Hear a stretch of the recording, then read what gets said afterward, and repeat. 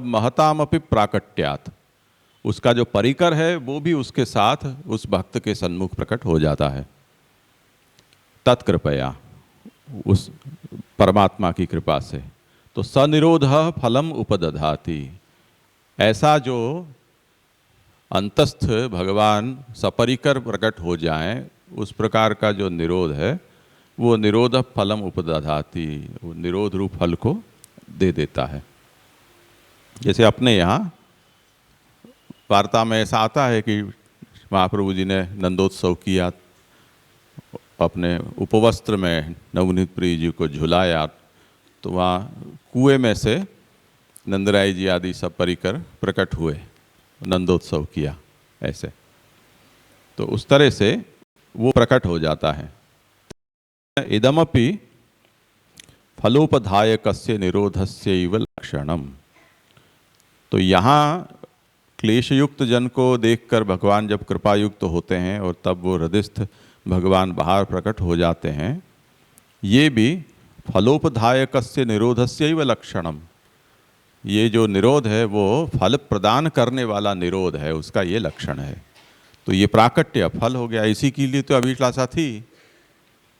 आगे जो दुख की आशंसा की या सुख की या महोत्सव की, ये सब आशंसा, और यहाँ भी जो गुणगान किया जा रहा है वो भी उस प्राकट्य की अभिलाषा से ही किया जा रहा है। तो ये वो निरोध का फल है। सरदा, वो द्वारकेश जी मांग रहे हैं मूल पुरुष में, द्वारकेश निरोध मांगे यह फल की आस है। हाँ। तो ये फल निरोध रूपी फल का वहाँ भी मांग किए द्वारकेश ने। पूरी पंक्ति देखें तो पता चले, अभी मुझे अनुसंधान द्वारकेश निरोध मांगे यह फल की आस है, निरोध रूपी फल की आस है द्वारकेश जी कहते, और फल नहीं चाहिए मुझे। जय जय। इसमें जो अभी ये वाला जो सेंटेंस आ रहा है, तो इसमें जो विरही भक्त है गुणगान की प्रक्रिया से, कीर्तन की प्रक्रिया से इस स्टेज, इस अवस्था में आया, अब उसका जो इतना ज़्यादा उसका उत्कर्षता हो गई है कि अब ठाकुर जी अब प्रकट हो रहे हैं। तो इसको अनुभूति के लेवल पे कैसे देखा जाए, क्योंकि इसके यहाँ तो ठाकुर जी की सेवा पधारी नहीं है, वो जीव ऐसा है कि इस अवस्था में पहुंच गया है। तो अब ठाकुर जी प्रकट होंगे, तो वो जो प्रकट होंगे उसका अनुभूति लेवल पे कैसे होगा? क्या मतलब ठाकुर जी किसी बड़ों की महती कृपा से उसके यहाँ ठाकुर जी मतलब पधारेंगे उसके गृह में, या किस अनुभूति लेवल पे समझ में नहीं आ रहा है। ये तो हम तय तोड़ी कर सकते हैं, ये तो भगवान का विषय है, कैसी कितनी उसके ऊपर कृपा करनी। भगवान उसके गुणगान को सुनकर कृपायुक्त होकर प्रकट हो रहे हैं। चाहे तो जैसे नारद जी के सन्मुख क्षणिक प्रकट हुए और उसके बाद पधार गए, ऐसा हो सकता है। चाहो तो जो यहाँ तो नहीं, परंतु संन्यास निर्णय में जो बताया है कि वह नित्वेत प्रविशेत यदि तदैव सकलो बंधो नाशमेति न चान्य था, प्रकट होकर पुनः उसके हृदय में समा जाए और तब फिर वो भक्त बेचैन होकर भगवान को खोजता हुआ देह त्याग दे, भगवान में उसका साय लीन हो जाए, ऐसा भी हो सकता है। तो वो आगे क्या होगा उसका तो हम वर्णन नहीं कर सकते हैं। जो सन्मुख में अपने पास वर्णित है, वर्णित प्रकार में जो उदाहरण हमारे पास है वही हम बता सकते हैं। तो अंतर्ग्रहता जैसी गति हो सकती है, या जिनका साक्षात्कार हुआ है उनका लीन हो जाना, उस तरह से भी उसकी गति हो सकती है। नारद जी की तरह या उद्धव जी की तरह उनको बाट देखने के लिए भी कहा जा सकता है कि प्रारब्ध जन्य आयु जब तक समाप्त नहीं हो जाती है तब तक रहो, ऐसा कुछ भी हो सकता है। और दूसरा इसमें जो परिकर के साथ प्रकट होंगे, तो परिकर को किस तरह से समझा है? परिकर के साथ ठाकुर जी प्रकट होंगे, तो ये परिकर को किस तरह से समझा जाए? कौन को लेकर किसका, कौन से अधिकारी के सामने कौन से परिकर की उपयोगिता है, वो भी हम नहीं तय कर सकते हैं। यहाँ इतना ही कहा है कि जब भगवान प्रकट होते हैं और क्योंकि महतां कृपया निरंतर कहा जा रहा है, तो भगवान प्रकट होंगे तो परिकर भी वहाँ प्रकट होगा, ऐसा हमें समझना चाहिए। तो ये पुरुषोत्तम जी ने अपनी ओर से इसे आवश्यक माना है कि जिसने अभी तक बड़ों का आभार लेके दंडवत के करते हुए जो कुछ भी किया है, और जब फल की अवस्था जिसे प्राप्त है भगवत प्राकट्य का, तब फिर वो बड़े भी वहाँ पर कृपा करने के लिए रहेंगे। ये प्रसंग इसमें भी आता है कि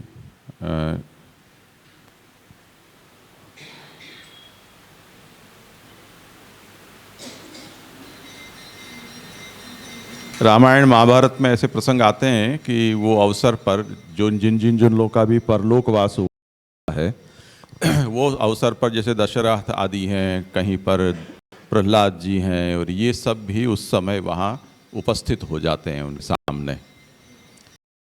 तो ये अपने यहाँ की एक शिष्टाचार सा लगता है कि जिसको कोई उत्कृष्ट फल प्राप्त होना है, तब मुख्य फलदाता जब जैसे होता है तो उसके साथ उसका परिकर भी वहाँ होता है। देवताओं का वर्णन तो अपने यहाँ निरंतर आता रहता है कि वो सब फूल बरसाने के लिए टोकरी लेके घूमते ही रहते हैं देवता जब तब। तो थोड़ी सी बात आई कि नहीं, और आए देव विमान चढ़ कुसुमन वृष्टि कराई, ऐसे तो वो सब परिकर ही है। अब लीला का परिकर है वो ये देखेंगे कि चलो अच्छा है, अपने ग्रुप का कोई व्यक्ति है वो अब कृपा पात्र हुआ है, तो अब अपन उसका स्वागत करें, उस अवसर को हम देखें, बधाई करें उसकी। ऐसी कुछ भावना इसमें होनी चाहिए। जी इनका जो क्वेश्चन है, रवि जी का जो सवाल था, तो उसमें ऐसा सोच सकते हैं कि जो ये गुणगान वाला भक्त है, तो उसने प्रभु की जो लीला का गान करता है, वो प्रभु ने जो भी लीला की है उसका सब गान करता है। तो जो भी लीला का गान करता है, सपोज 5 लीला का गान किया एग्जाम्पल, तो उसमें से कोई भी एक लीला का उसको साक्षात्कार कराना है प्रभु को, ऐसे इच्छा हुई तो उसको ऐसे साक्षात्कार करा देते हैं, ऐसा समझ सकते हैं कि नहीं? ऐसा है आपका प्रश्न?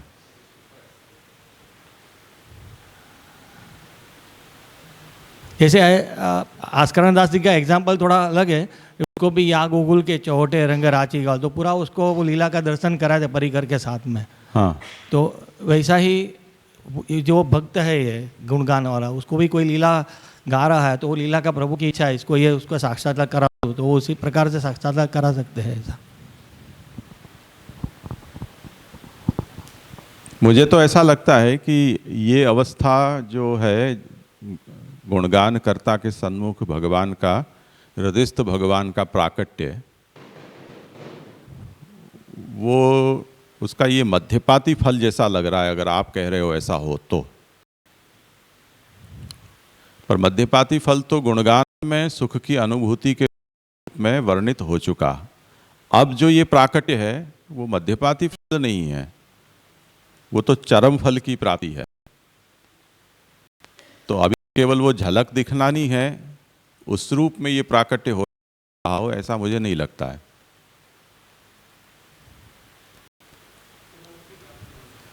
हाँ, अब फिर आगे फिर वो भी कुछ देखने नहीं मिलेगा अपने को, ये स्थिति है। क्योंकि तदा सर्वम सदानंदम हृदयस्थम निर्गतम बहिः, इनमें सर्व शब्द का प्रयोग है, वो इस बात का सूचक है कि उन्होंने जिन बड़ों के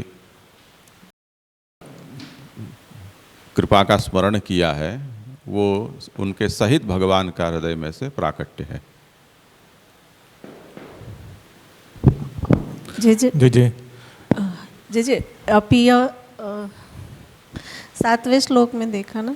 नहीं छठे, हाँ ये 6ठे श्लोक में अभी का जो विषय चल रहा है ना जी, तो वो अभी की समय में हम देखें तो क्या गुणगान करने वाला जो है भक्त, तो उसको सेवा का प्रकार यानी कि सेवा नहीं है उसके पास, तो उसको सेवा करने का अधिकार मिल सकता है, इस तरह से देख सकते हैं जी? ये विषय यहाँ नहीं है। नहीं। हाँ। जी हमने यहाँ भी पूर्व श्लोक में देखा कि श्रवण और गुणगान करने वाले भक्तों का ये तो उत्तरोत्तर अवस्था या अधिकारी भेद से उसका निरूपण हुआ। अभी जो त्यागी भक्त है, जो श्रवण कीर्तन दोनों कर रहा है, तो ये दोनों साथ साथ में चलेंगे या फिर उसकी प्रधानता श्रवण में या कीर्तन में है, उस प्रकार से फिर उसको जोड़ेंगे उस वहाँ पे?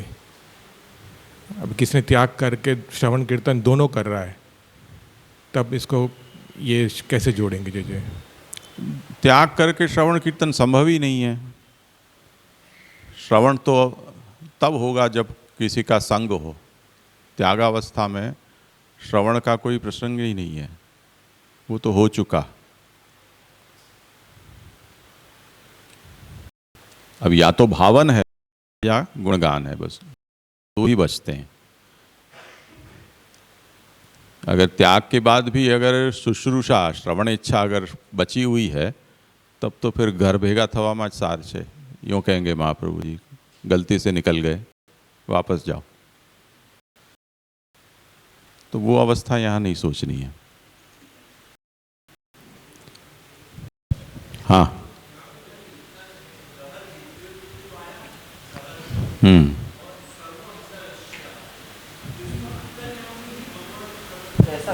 नहीं, अंतर्यामी नहीं। अंतर्यामी तो सभी में एक समान है, अंतर्यामी थोड़ी प्रकट होता है। गुणगान करता जो है, उसने अपने भाव से भगवान को भावित किए हैं, वो भगवान उसके सन्मुख प्रकट होंगे।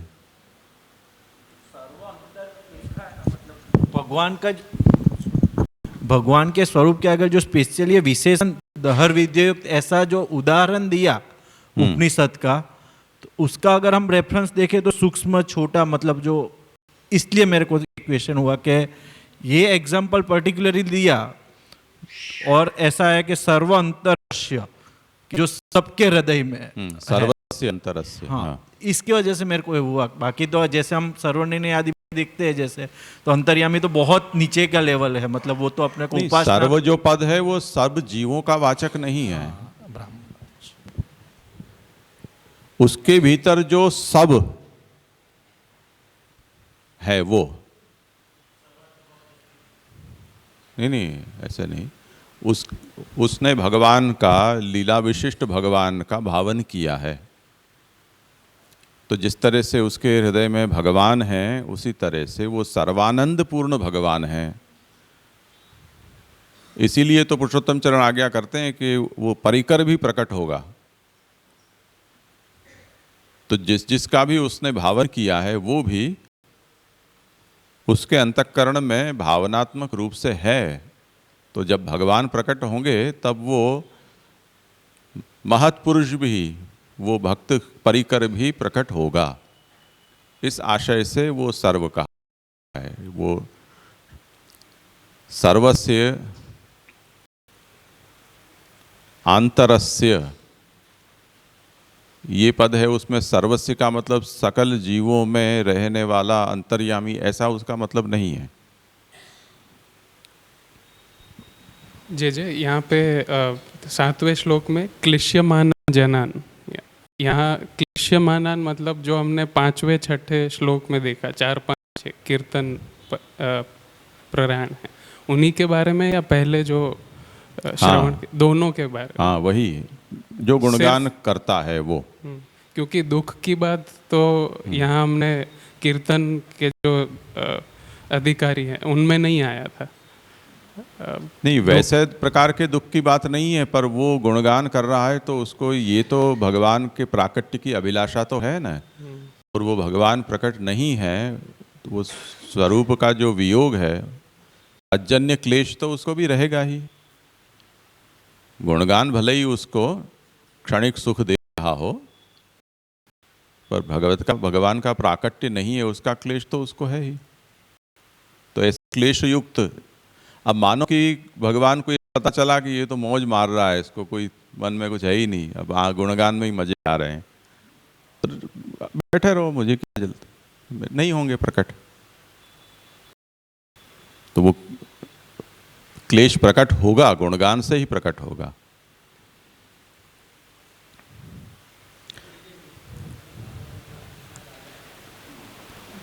किसी को बस कीर्तन करने में खाली आनंद आता है, उसमें भाव नहीं रहता, खाली करता है बस, उसको जैसे गाना गाता है उसमें आनंद आता है, वैसे जो कीर्तन करता है तो उसको ऐसा कुछ नहीं होएगा, वही ना। इसको स्थिर रख के बोलो ना। हाँ। नहीं, जैसे कोई कीर्तन करता है इसलिए करता है कि उसको गाने का मजा आ रहा है बस। हाँ। ऐसा कोई भाव नहीं है इतना। संगीत प्रेमी है। हाँ, संगीत प्रेमी है तो ऐसा। वो तो अलग विषय हो गया, वो तो लौकिक शुद्ध स्निग्ध भोजन रूक्षवत वाला उदाहरण हो गया। वो कीर्तन में भगवान के स्वरूप लीला गुण का आस्वादन करना और कीर्तन के माध्यम से राग ताल और स्वर का आनंद लेना, वो दोनों अलग अलग विषय हैं। तो राग ताल स्वर के प्राधान्य से जो करता है वो तो भक्ति मार्गी नहीं हुआ, वो तो संगीत मार्गी हुआ। जी। आपने पहले बोले तो कि मुख्य फल देने से देने तक जो फेज़ है उसमें ही ये अगर भावना प्रबल हो रही है तो उससे ये कैसे सूक्ष्म है वो समझ में नहीं आ रहा है। कैसे ये भावना प्रबल सूक्ष्म कह रहे हैं यहाँ पे। भावना प्रबल सूक्ष्म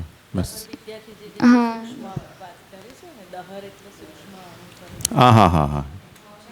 तो हाँ, तथा च कीर्तयितॄणाम भगवत दयया भावना प्राबल्य, भगवान की दया होगी और उसकी भावना प्रबल होगी तो क्या होगा कि दहर विद्या में जिस तरह से कहा गया है उस तरह से ये जो सर्वानंद रूप भगवान जो उसके हृदय में विराजते हैं वो बाहर प्रकट हो जाएंगे और उनके साथ साथ महताम अपि प्राकट्यात्, जिनकी कृपा से वो यहाँ तक पहुँचाए वो महत भक्त हैं, उनका भी प्राकट्य हो जाएगा तत्कृपया, उनकी कृपा से। तो मूल में ये उठाई थी ना शंका, प्रश्न ये किया था कि सा कृपा कथम स्याद, ऐसी कृपा कैसे होगी, क्योंकि कृपा से ये सब होगा, ये ऊपर कह के आए। दूसरा, उस कृपा के कार्यभूत गुण कीर्तन आदि जन्य सुख कैसे होगा।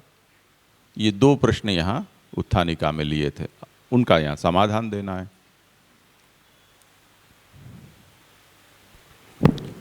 जी हाँ जी, पांचवें और छठे श्लोक में दोनों में महताम कृपया प्लस गुणगान की बात आ रही है, तो वो गुणगान में डिफरेंस समझना था, जो लेवल को चेंज कर रहे हैं ना। छठे श्लोक में जो गुणगान की बात आ रही है, जो ज्ञानी भक्त को भी नहीं मिल रहा है, वो वाला गुणगान मुझे समझना था कि डिफरेंस क्या है दोनों में, एक स्निग्ध भोजन रूक्षवत वाला और ये जो 6th श्लोक में है वो वाला। हाँ, अब इसको हम उदाहरण से समझाएं उसके बजाय उसको तात्पर्य से समझना चाहिए। जो मैंने स्नेहा राग विनाशस्याद ये भक्तिवर्धिनी में जो कहा, उसके उदाहरण से हम समझ सकते हैं कि स्नेह, भगवान में स्नेह होने पर भगवान से इतर विषयों में से राग का नाश होता है, आसक्ति होने पर वहाँ आसक्ति का नाश होता है, व्यसन होने पर वहाँ राग भी छूट जाता है। तो ये क्रमशः एक ही जो स्नेह या रुचि है उसी की बढ़ती हुई अवस्था है। उसी तरह से गुणगान में भी बड़ों की कृपा से, भगवान की कृपा से उत्तरोत्तर तत्परता बढ़ती जाती है, सुख की अनुभूति बढ़ती जाती है। अब उसको हम यहाँ महाप्रभु ने 3 श्लोकों से इस बात का वर्णन किया है, तो पुरुषोत्तम जी ये कहते हैं कि एक ही बात को 3 श्लोकों से कहने का क्या तात्पर्य है। तो यहाँ भी वो त्रिविध अधिकारी महाप्रभु को अभिप्रेत हैं। तो प्राथमिक अधिकारी द्वितीय कक्षा का और उससे उत्तम कक्षा का। तो जो गुणगान भगवान को प्रकट करने के लिए प्रेरित करे उसे हमें उत्तम कक्षा का मानना चाहिए, इसलिए उसको श्रेष्ठतम कहा 7वें श्लोक में। अब ये जो 6ठे श्लोक में कहा है कि जो सुखदेव जैसे को अपनी आत्मज्ञान की अवस्था में भी नहीं होता है ऐसा सुख का अनुभव जो गोविंद का गुणगान करता है उससे होता है। अब यहाँ तक जो पहुँचा है उसके ऊपर तो अब गोविंद की कृपा होनी चाहिए ना। अब तो वो अवसर आ गया है, क्योंकि सुखदेव तो बहुत ऊंची एक हस्ती है, यानी जो जीवन मुक्त हैं उनकी बात है ये। तो अब तो वो प्राकट्यकारी गुणगान हो जाएगा, तो उसको उत्तम कहा है। ठीक है, हाँ।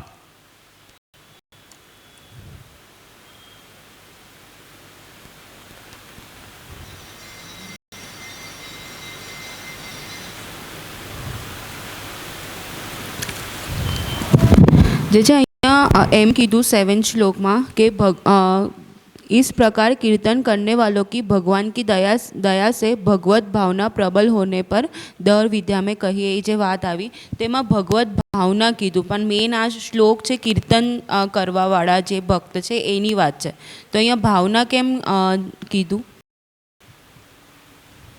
कीर्तन करने ऐसा कीर्तन करेगा उसकी भावना तो प्रबल होगी ही ना। भाव रहित केवल कीर्तन नहीं, कोई टेप रिकॉर्डर थोड़ी है जो बज रहा है, उसके भीतर भेजा भी है। तो जो गुणगान करेगा उसके भावों को भी वो गुणगान स्पंदित तो करेंगे ना।